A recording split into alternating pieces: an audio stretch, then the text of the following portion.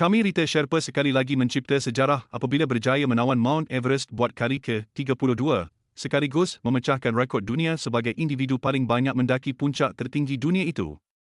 Malim gunung legenda berusia 56 tahun itu tiba di puncak Everest pada jam 10.12 minit pagi waktu tempatan dalam ekspedisi yang dikendalikan oleh 14 Peaks Expedition.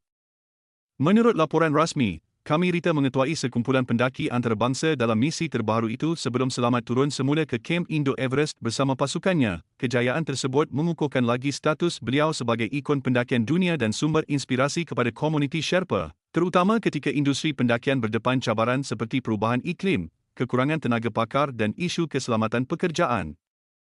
Dilahirkan di Tama, Solukhumbu, Nepal, Kami Rita mula menawan Everest pada tahun 1994 ketika berusia 24 tahun.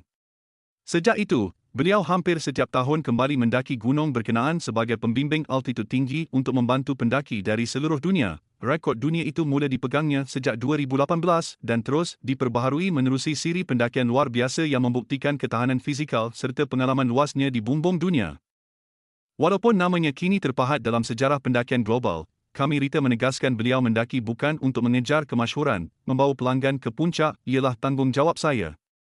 Skim yang saya laksanakan, katanya.